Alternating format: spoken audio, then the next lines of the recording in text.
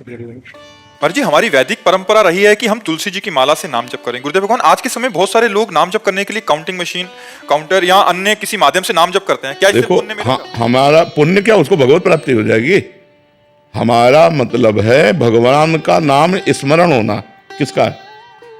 भगवान। तो अब वो काउंटर चल रहा है, राम राम राम राम राम राम राम, तो काउंटर से भगवत प्राप्ति नहीं होगी, नाम से होगी। माला से भगवत प्राप्ति थोड़ी होती है। यदि हम राम राम जप रहे हैं, कृष्ण कृष्ण जप रहे हैं, तो काउंटर एक निमित्त बना। भगवान सच्चिदानंद का सच्चिदानंद नाम स्मरण होने से निश्चित भगवत प्राप्ति हो। खूब जपो, जैसे बने वैसे जपो, बस जपो, भगवान का स्मरण करो, यही तुम्हें बचाएगा। नहीं, घोर कलिकाल का ऐसा प्रभाव है कि सब पतन के मार्ग में जा रहे हैं। शराब पीना, मांस खाना, व्यभिचार करना, नशा करना, बस यही दिमागों में छाया हुआ है। सत्य मार्ग पर चलने के लिए एकमात्र गरज रहा है भगवान का नाम। कलयुग केवल नाम आधार। अगर नाम चल रहा है बचा लेगा तुम्हें, पकड़ लो। नाम नहीं चल रहा तो बच नहीं पाओगे। सारे सिद्धांतों को मिटिया मेट करने की सामर्थ्य कलयुग में है, वो मिटा देगा, पक्का मिटा देगा। उसकी ऐसी बातें हैं कि वो तुमसे पाप भी करवाएगा और आपको ये भी साबित कर देगा कि आप धर्मात्मा हो, चिंता मत करो। कलयुग बहुत गिराने वाला है। और नाम जब करोगे तो थोड़ी भी गलती तुम बर्दाश्त नहीं करोगे, तुम्हारा हृदय जलने लगेगा और भगवान से रो के कहोगे, भगवान ये गलती दूर कर दो, मेरे अंदर है। नाम नाम, कलयुग में केवल नाम। अगर नाम में विश्वास हो जाए तो सब बात बन जाए। सबसे कठिन है नाम में विश्वास होना। राम राम कहने को तो बहुत छोटा शब्द, लेकिन ये भगवान को भी अधीन कर लेता है। सुमिर पवन सुत पावन नामू, अपने बस करी राखे रामू, कहां कहां लगी नाम बड़ाई, राम न सकत नाम गुन गाई। स्वयं भगवान राम नाम की महिमा में असमर्थ पाए गए पूर्ण रूप से वर्णन करने में। ऐसे नाम को यदि हमें गुरु ने दे दिया तो राम कृष्ण हरि राधा जो नाम प्रिय लगे, खूब डट के जपो, देखो आनंद आएगा, इस लोक में भी और परलोक में भी। इस लोक में सुख सुविधाओं की कमी नहीं रहेगी और परलोक में आपको भगवान का प्यार प्राप्त होगा। इसलिए खूब नाम जप करो। नाम परम धन है होता। जैसी उपासना होती वैसे ही हृदय होता चला जाता है। भगवान को सरल स्वभाव न मन कुटिलाए, ये बहुत प्रिय लगता है। निर्मल जन मन सो मोहि पावा, मोहि कपट छल छिद्र न भावा। तो ये तभी होता है जब डट के भजन होता है। हम जैसे जैसे भजन करते हैं वैसा वैसा हमारा स्वभाव बदलता चला जाता है। इतना बदल जाता है कि लोग उसको देख के कहने लगते हैं तो भगवान है। भगवान का चिंतन करते करते वो भगवत स्वरूप हो जाता है। उसका स्वभाव दया में, करुणा में एकदम सरल सहज हो जाता है। ये भजन से होता है। अगर हम खूब भजन करें तो हमारा स्वभाव बदल जाएगा। स्वभाव बिगड़ जाए तो कहते हैं तो राक्षस है, स्वभाव बन जाए तो बोले देवता है, और स्वभाव भगवत भाव हो जाए तो लोग उसे कहने लगते हैं तो भगवान है साक्षात। ऐसा नहीं कहने, ये तो हमारे भगवान है, क्योंकि भगवान का चिंतन करते करते उसका स्वभाव भगवत में हो गया।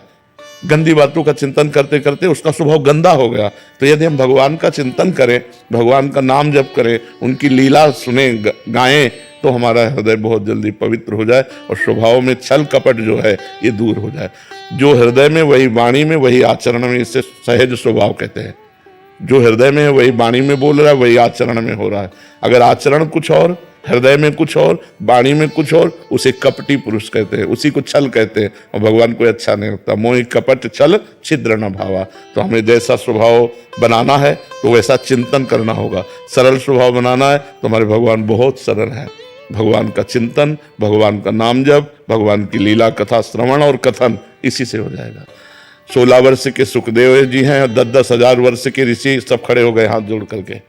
जब गंगा किनारे परीक्षित जी आमरण अनशन व्रत लिए थे तो सब बड़े बड़े ब्रह्म ऋषि आए थे। यहाँ तक कि उनके पिता और पितामह प्रपितामह सब आए हुए थे। व्यास जी श्री सुखदेव जी के पिता हैं, श्री कृष्ण द्वैपायन व्यास देव जी, और श्री कृष्ण द्वैपायन व्यास देव जी के पिता हैं पराशर जी, और उनके पिता हैं शक्ति, शक्ति के पिता हैं वशिष्ठ जी।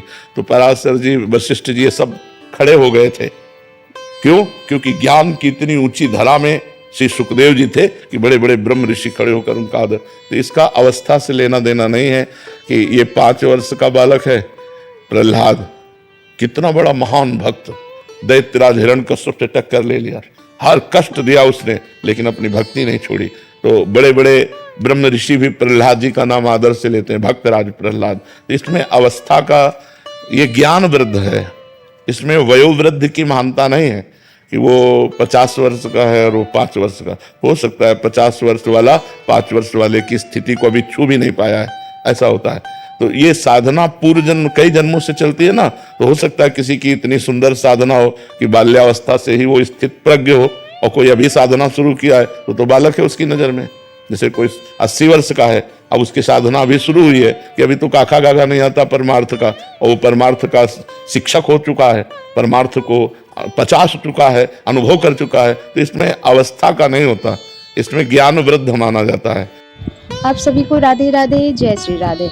जैसा कि महाराज जी ने काउंटिंग मशीन के बारे में बातें बताई है। काउंटिंग मशीन अगर आपको नहीं पता है तो ये एक जैसे कि आप नाम जप कर रहे हैं तो आप हर जगह सभी के सामने ट्रैवल हो कहीं भी हो तो आप माला तो फेर नहीं सकते हैं। तो ये छोटी सी एक मशीन है, अंगूठी साइज की है, और जैसा कि इससे आप नाम जप करें, जैसे आप बोल रहे हैं, आप वो बटन दबा रहे हैं, बस उससे हमारा काउंटिंग भी होगा और हमारा नाम जप कंटिन्यू रहेगा, और इससे हमें पता लगेगा कि आज हमने कितना जप किया है।